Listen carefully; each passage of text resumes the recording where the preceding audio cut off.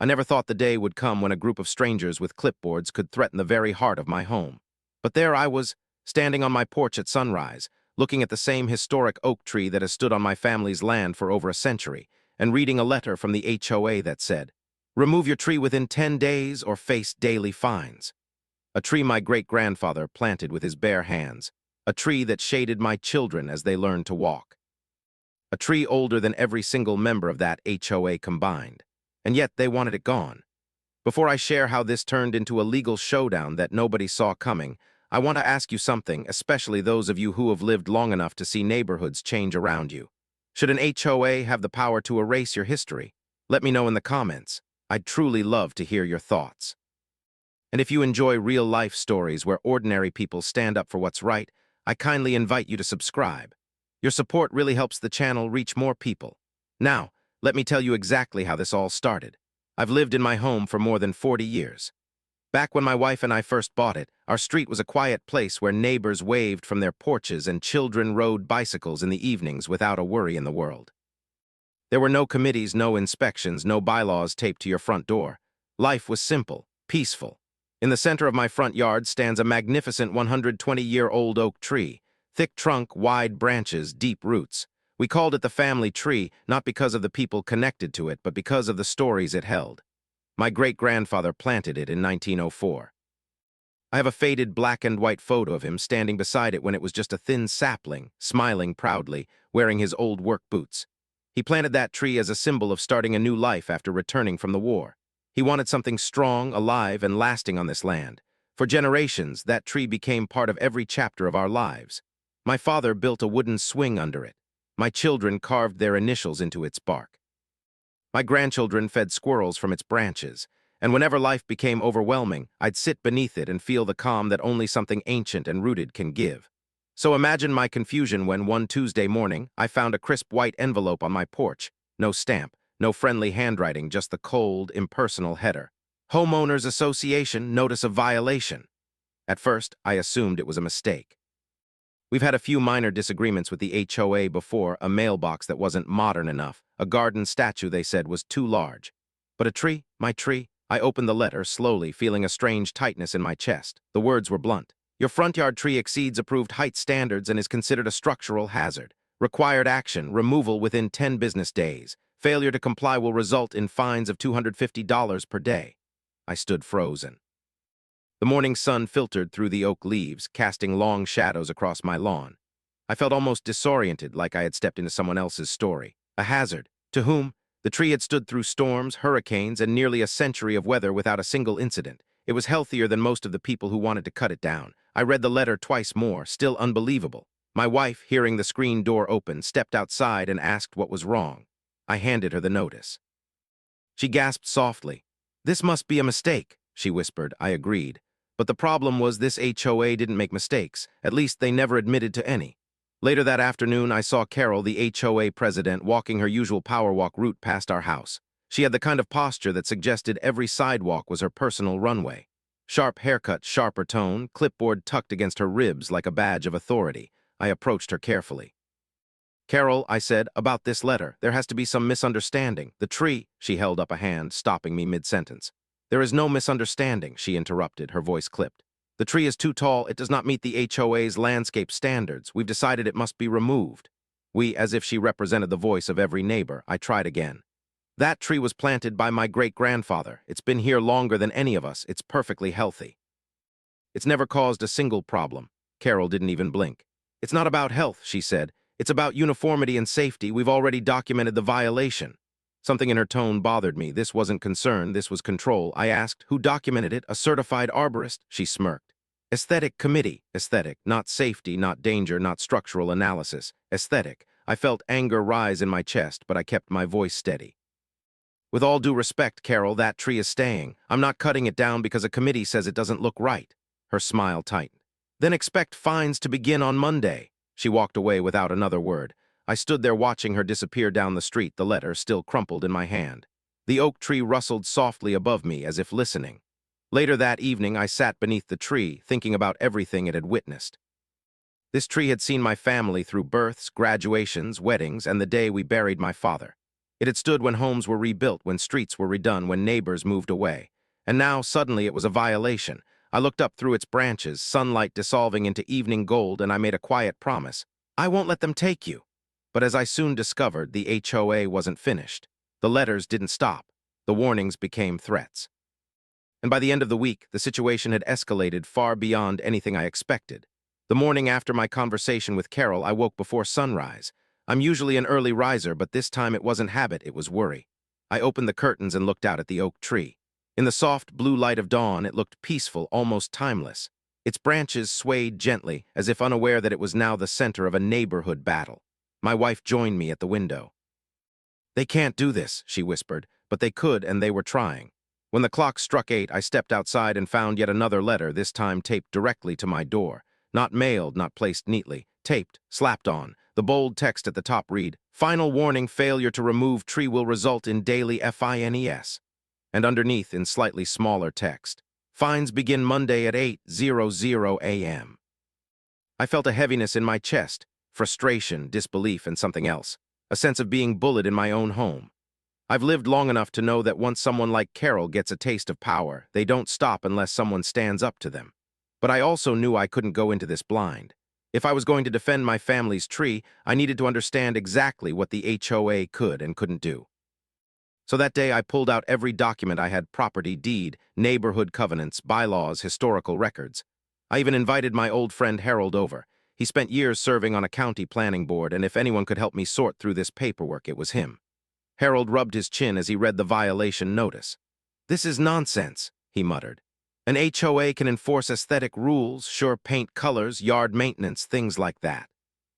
But to order the removal of a historic tree, that's not only unusual, it might be illegal." That word, illegal, stuck with me. As Harold flipped through the documents, he suddenly paused. "Hold on," he said. "What's this?" I leaned forward. He was pointing to a handwritten note attached to an old folder. It was from my father, dated more than 30 years ago. "Tree documented with State Heritage Society, registered as a protected natural landmark." I felt a shiver run through me. "Protected?" Harold's eyes widened. "Do you still have the paperwork?" I did, tucked away in an old metal box in the closet. When we found it dust-covered but intact, Harold grinned. "This might be your silver bullet." The documents were official, stamped, signed, and clearly outlining the tree's historical significance. The paperwork had been submitted and approved decades before the HOA even existed. I felt a mixture of relief and anger. Relief that I might have a way to stop this madness. Anger that the HOA never bothered to ask about the tree's history. They simply saw something they didn't like and decided to control it. That afternoon, I made my next move. I took copies of the documentation and sent them via certified mail to the HOA's official address, the small rented office space 2 blocks away. I included a polite letter explaining the tree's protected status and requested that they withdraw the violation. My wife thought I was being too gentle. "You should demand," she said, "not request." But I wanted to give them a chance to do the right thing. Unfortunately, they didn't. The next day, Carol herself came marching down the sidewalk with her clipboard, accompanied by 2 other board members, Todd and Elaine. They approached me as I was raking leaves near the driveway. Carol didn't even say good morning. "We received your paperwork," she said, "and after review, we've determined it doesn't exempt you from HOA landscaping standards." I stared at her. "You're saying the state's heritage protection laws don't matter?" She crossed her arms. "We're saying you're still in violation of HOA policy. You must comply." Her voice had that familiar tone, the kind you hear from someone who refuses to be wrong even when the facts say otherwise. Todd chimed in. "The tree is too large. It blocks visibility from the street. It disrupts uniform appearance. This is the board's decision." Elaine nodded vigorously beside him, though I doubt she even knew what she was agreeing to. I took a deep breath. I didn't want this to escalate, but they were leaving me no choice. "Carol," I said calmly, "if you continue to threaten me, I will have to involve the State Preservation Office, and once they get involved, this becomes a legal matter, not an aesthetic discussion." For a split second, I saw something flicker in her eyes, doubt, fear, perhaps even realization. But it vanished. She stepped closer, lowering her voice. "You have until Monday. After that, fines will begin, and we will pursue legal action if needed." With that, the 3 of them turned and walked away. I looked back at the oak tree. The afternoon sun shone through its branches, casting a warm glow across the yard. I felt my frustration boil over. This wasn't about the tree anymore. This was about power, about control, about an HOA deciding that my history, didn't matter. That evening, I sat beneath the oak and made a decision. I wasn't backing down. But little did I know, The HOA was preparing their most aggressive move yet. And Monday morning would bring a confrontation no one on our street would forget. Monday arrived with a pale gray sky and a chill in the air. I barely slept the night before, and judging by the look on my wife's face, neither did she. We both knew today would be the day the HOA tried to push their authority to the limit. At 7:45 a.m., I was already outside, sitting on the old wooden bench beneath the oak tree.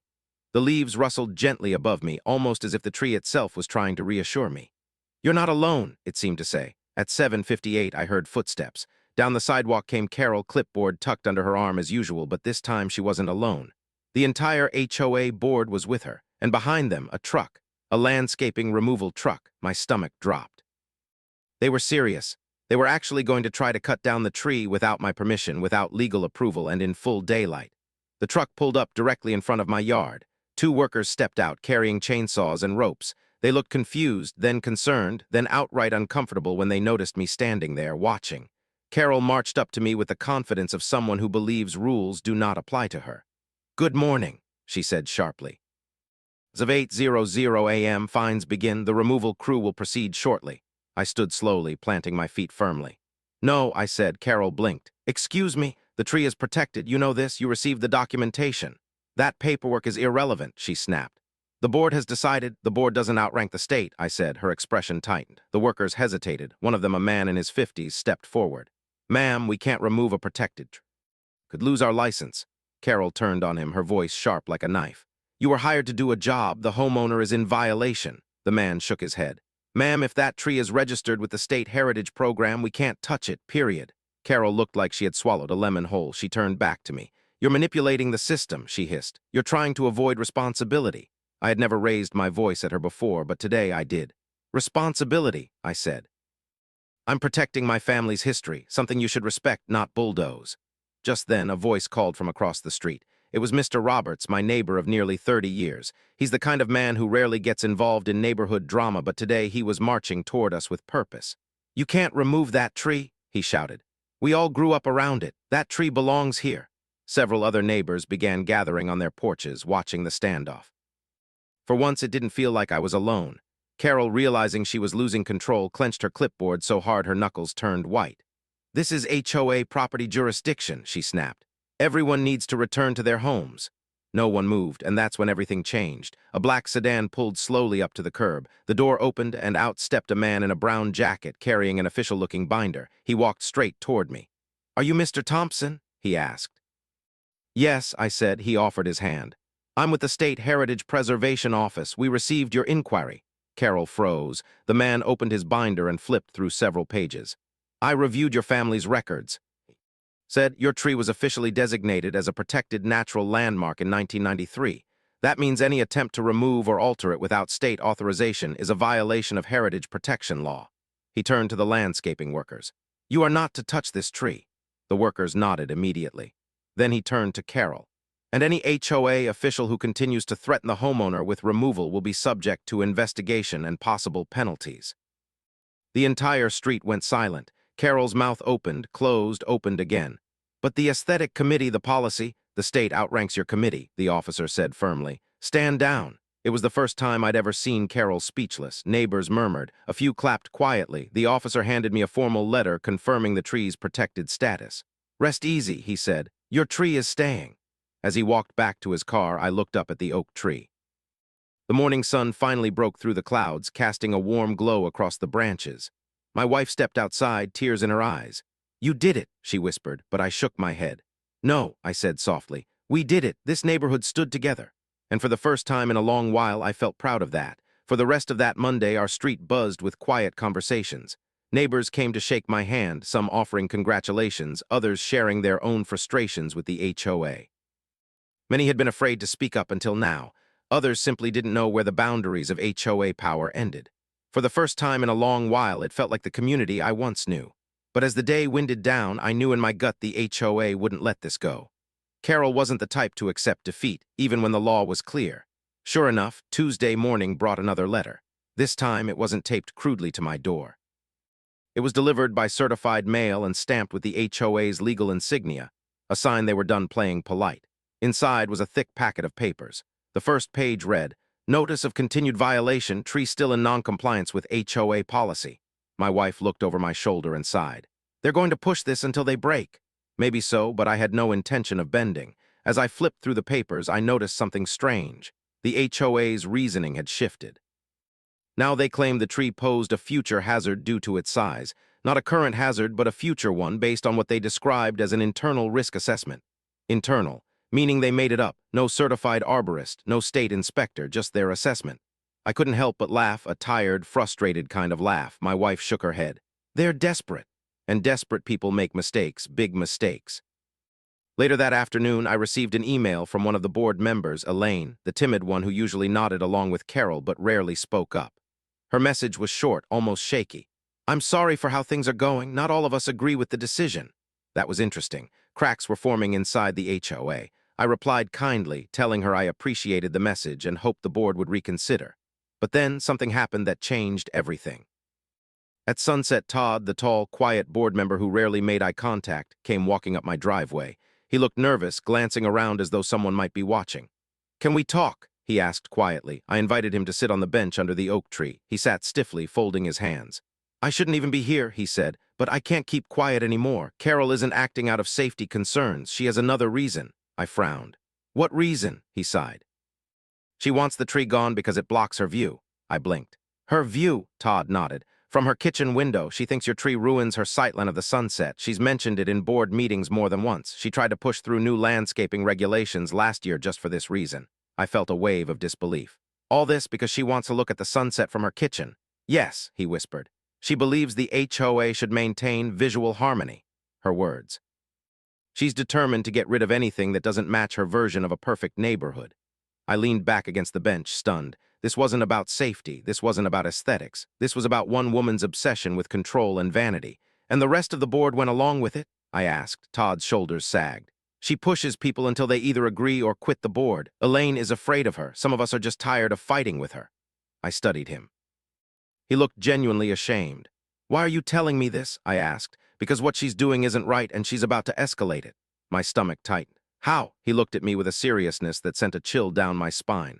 Carol is planning to pursue a forced compliance lawsuit. She's already contacted an attorney and she wants to make an example out of you.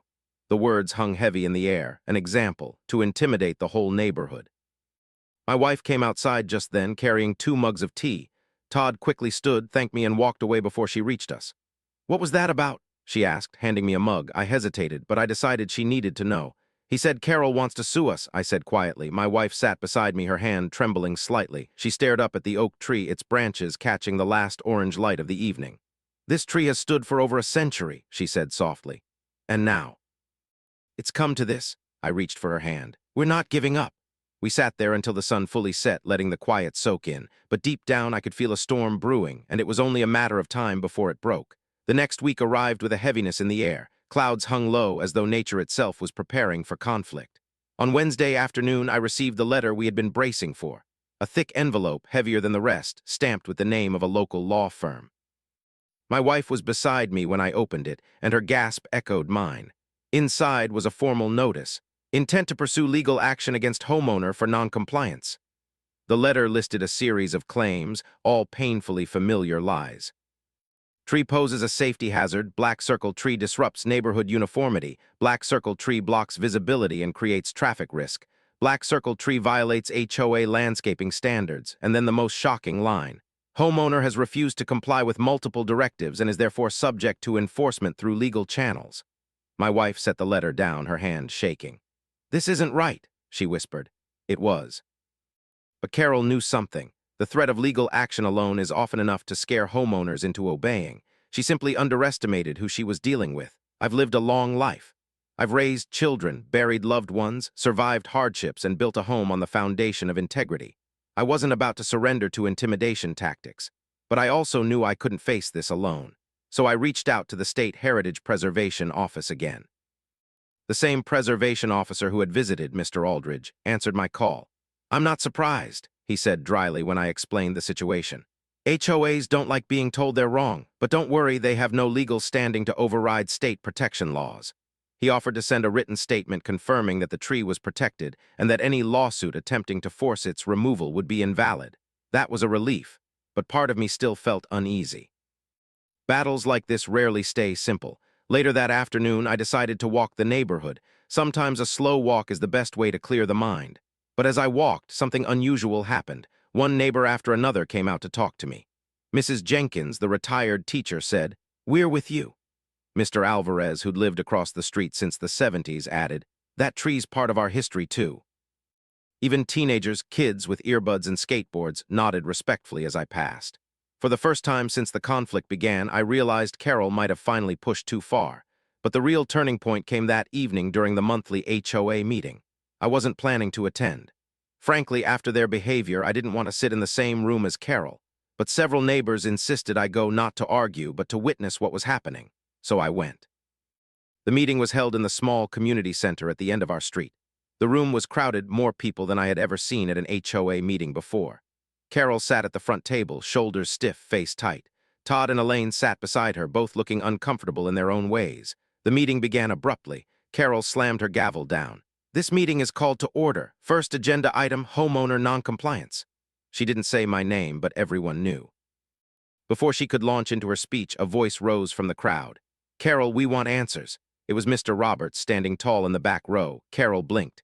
"This is not the time for—" "No," he said firmly. "This is exactly the time." Murmurs of agreement spread through the room. Another neighbor spoke. "Why are you targeting him? That tree is a landmark." Carol bristled. "The tree violates HOA." "No, it doesn't," said a woman near the front. "And the state already said so." I looked at Todd. He shifted uncomfortably, then slowly raised his hand. "Carol," he said quietly, "maybe we should talk about this honestly." Her head snapped toward him. "What is that supposed to mean?" Todd swallowed hard. "I think the board needs to reconsider. I don't believe this action represents the wishes of the community." A wave of gasps filled the room. Carol slammed her hand on the table. "You're out of line." "No," he said, surprising everyone, including himself, I think. "I'm tired of being quiet. This isn't leadership, this is personal." Carol's face went pale. The tension in the room was thick as rope. Elaine, trembling slightly, raised her hand too. She stuttered, "I also think we should withdraw the violation." Carol looked like she might explode. "You're betraying the board," she yelled, but this time no one supported her. The room was still a quiet rebellion. I finally stood. "Carol," I said gently but firmly, "this tree has stood longer than any of us. It's part of our history. And trying to erase history never ends well." There was silence, then applause, soft at first, then louder. Carol stared at the room, realizing maybe for the first time that she no longer held the power she once did. The cracks in her authority were no longer cracks. They were fractures, but this wasn't over. Not yet. Because the next morning, I would wake to find something even more shocking on my porch. The morning after the explosive HOA meeting, I woke earlier than usual. Not because of worry this time, but because something felt off. There was a strange stillness in the air. Even the birds seemed quieter. I put on my slippers, stepped outside, and instantly felt my stomach drop. My oak tree, the tree that had stood strong for over a century, looked different. Not damaged, not cut, but violated. Someone had nailed a bright red sign directly into its trunk. Large, ugly letters read, "Dead tree, remove immediately." My heart burned with anger. Not just because someone had tampered with it, but because they had driven metal into a living, protected structure. My wife stepped outside behind me. "Oh no, who would do that?" I didn't need to guess. It didn't take a detective to understand who would go to such lengths after losing control in last night's meeting. Carol. Only someone desperate, someone losing grip on power, would resort to vandalism. But it got worse. When I walked around the tree, I discovered something more disturbing. Several lower branches had been deliberately stripped of bark, exposing the pale wood underneath. Bark stripping is one of the worst things someone can do to a tree. It leaves the inner tissues exposed and can cause disease or death. My chest tightened with anger. This wasn't just pressure anymore. This was sabotage. My wife covered her mouth, horrified. "Why would someone do this?" she whispered. I knew why. Because if Carol couldn't legally force the tree to be cut down, she could try to make it appear dangerous, thereby justifying removal. It wasn't just petty, it was cruel and illegal. I took photos of everything, every peeled section of bark, every nail, the sign, the footprints in the soft dirt beneath the branches. As I circled the tree, I noticed something else, a broken piece of a clipboard. It lay halfway buried in the mulch. The plastic snapped jaggedly as though it had been stepped on. My wife noticed it too. "That looks like—" "I know," I said. We both knew exactly whose clipboard was always glued to her hand. By 9:00 a.m., I was already on the phone with the Heritage Preservation Office. Mr. Aldridge answered on the second ring. When I told him what had happened, his tone changed instantly, sharp, alert. "This is no longer a compliance matter," he said. This is now destruction of protected property. We will be sending an investigator today." "And the HOA?" I asked. He paused. "You may also want to contact the police. This qualifies as vandalism." The words made my chest tight. Vandalism, criminal mischief, against a tree that had stood longer than all of us. I decided to start documenting everything. By the time the investigator arrived around noon, several neighbors had already walked over, curious and angry. Mr. Roberts shook his head. "I knew this would get ugly," he muttered. The investigator, a tall man in a khaki jacket, examined the tree carefully. "This was done recently," he said, running his fingers lightly over the exposed wood, "and done by someone with no understanding of arbor care. They were trying to stress the tree." He took photos from every angle. "Do you have anyone in mind who might have done this?" I hesitated. "I've lived long enough to know you don't accuse without proof." "I have suspicions," I said, "but I want the truth, not a conflict." He nodded. "That's smart. I'll be collecting security footage from nearby homes if anyone's cameras face the street." At that moment, Mrs. Jenkins raised her hand. "I have a motion-activated camera on my front porch." She said, "It faces his yard." The investigator nodded. "May I review the footage?" She hurried inside to get her tablet. When she returned, she held it with shaky hands. "I hope this helps," she said. The investigator tapped through the timestamps while a group of neighbors stood silently behind him. Then suddenly he stopped. There on the screen, grainy but unmistakable, was Carol. She was out before dawn, wearing a hooded jacket, carrying her clipboard. He approached the tree, looked around, and then took out a small tool. We watched, stunned, as she began scraping bark off the trunk. My wife gasped. Mrs. Jenkins covered her mouth. I felt a cold, heavy calm fall over me. When the investigator reached the part where Carol hammered the sign into the tree, he nodded and gently handed the tablet back. "This is conclusive," he said. "This is not only vandalism, it's attempted destruction of protected property. I will be filing a report immediately." As he walked toward his vehicle, I heard him on the phone describing the incident to someone at his office. Several neighbors approached me, their voices low and angry. "She's gone too far. This isn't leadership, it's obsession. We'll testify if needed." Their support meant more to me than I can express. But even with that support, even with the investigators' findings, I knew Carol wouldn't back down easily. Control was her identity, and now her entire authority was slipping. That evening, as the sun dipped behind the rooftops, I sat beneath the oak tree again, carefully avoiding the damaged areas, and thought about everything that had happened. The tree had weathered storms, lightning, and time itself. And yet the worst threat it ever faced came not from nature, but from someone with a clipboard. Part of me wanted this whole ordeal to simply end. But another part of me, the same part that had fought for this home for decades, knew this wasn't over. Something in the air told me the storm was only beginning. Because tomorrow, the HOA board would receive the investigator's report, and Carol would finally face the consequences of her actions, or so I thought.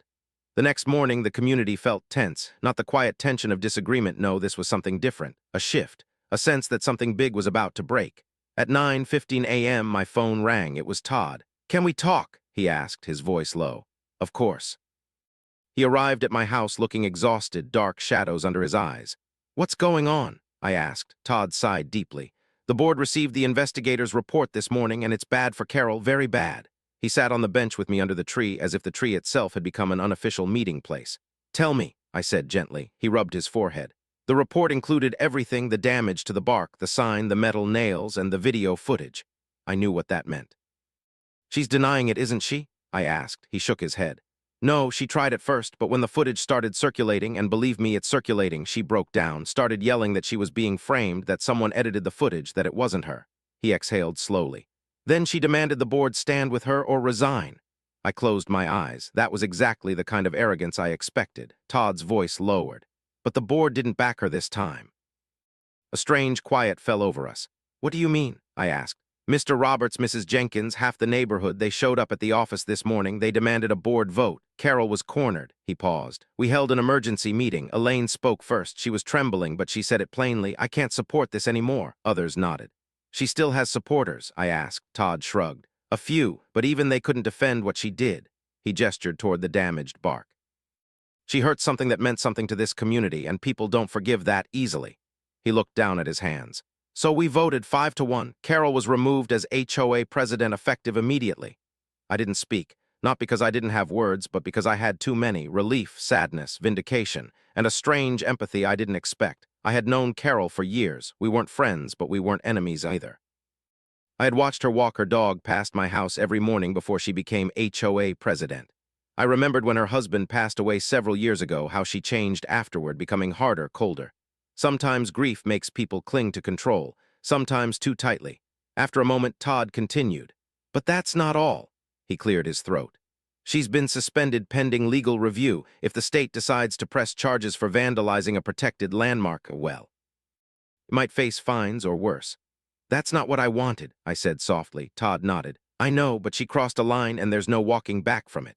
We sat in silence for a moment as a breeze rustled the branches above us. Finally, Todd stood. We'll issue an official withdrawal of all violations against you, and we're rewriting the bylaws. We're adding protections for historically significant elements on any property. He smiled, tired but sincere. You've changed this neighborhood for the better. I walked him to the sidewalk. As he left, I noticed several neighbors watching from their porches, not with suspicion, but with quiet respect.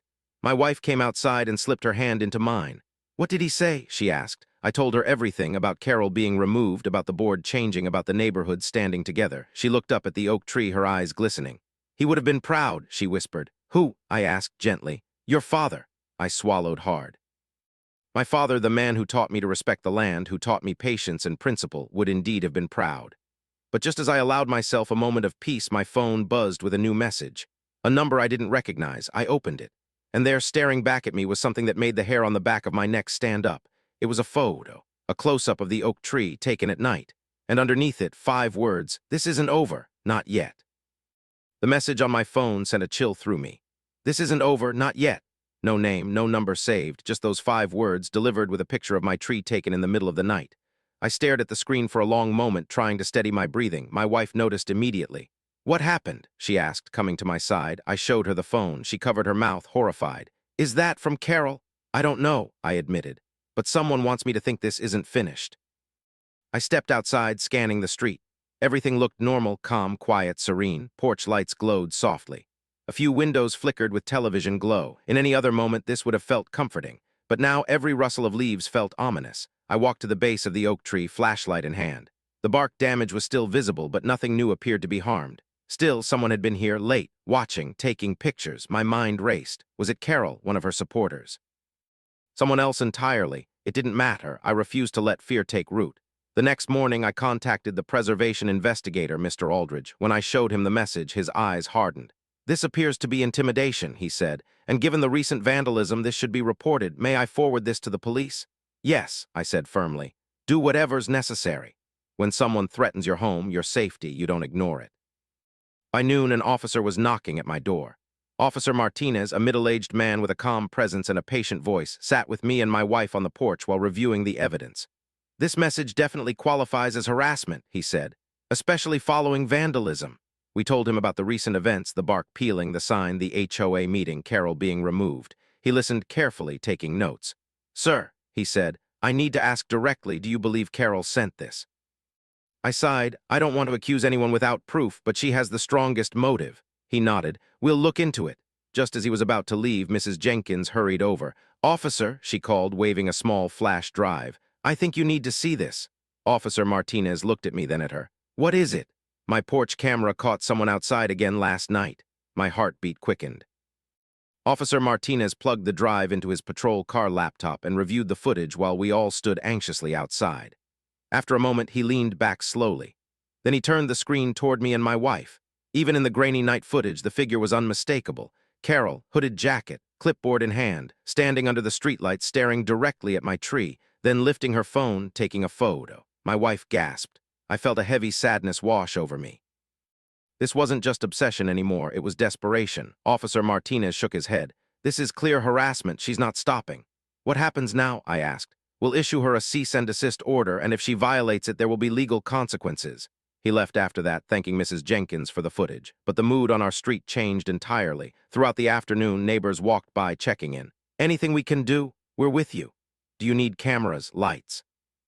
Their concern reminded me of days long past when neighbors truly looked after one another. This ordeal had brought that feeling back. As evening came, my wife and I sat under the oak tree again. The breeze was cool. The branches swayed gently overhead. I don't understand her, my wife whispered. Why is she doing this? I sighed. She lost control, I said softly. And when some people lose control, they try to regain it any way they can. We decided to keep our outdoor lights on that night, and several neighbors did the same without being asked, a quiet show of unity. But what none of us expected was what would happen the next morning. I woke early, stepped outside, and froze. At the foot of the oak tree sat a small cardboard box. On top was an envelope with my name. My heart thudded as I slowly opened the letter. The handwriting was shaky. "I'm sorry, I made mistakes. Please don't involve the police any further. I'm leaving the HOA. I never meant for things to go this far." No signature. But inside the box was the missing piece of her clipboard and a small, neatly folded resignation letter addressed to the HOA board. My wife exhaled shakily.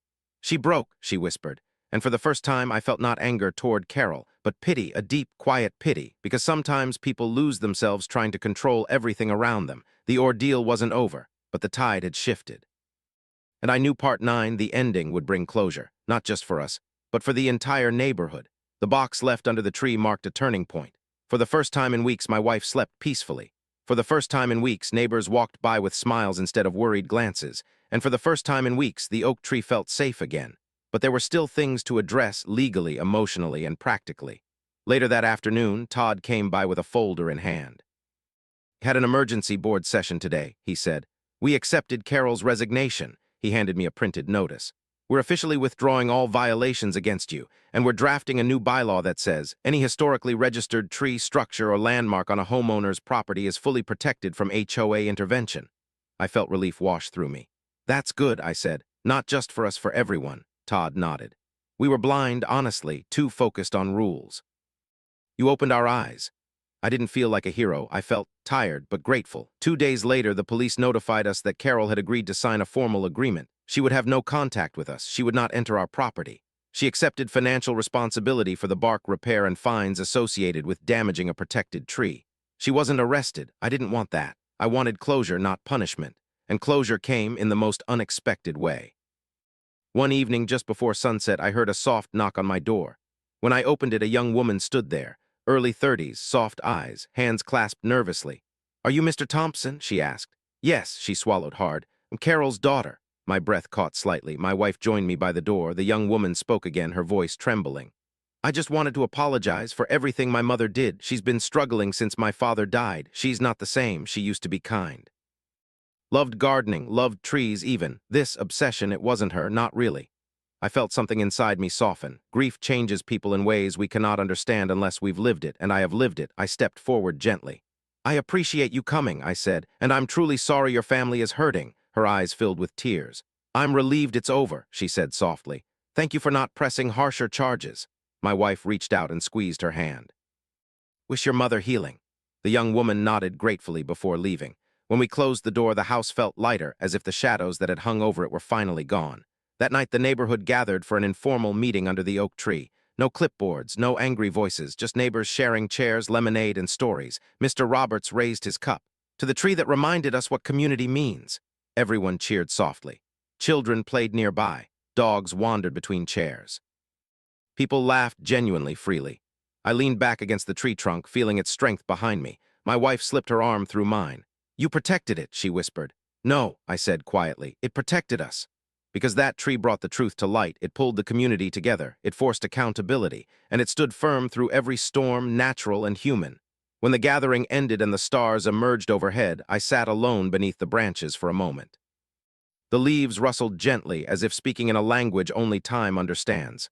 I looked up and said softly, "Thank you for standing, for surviving, for witnessing generations of our family, and now for reminding this community what integrity looks like."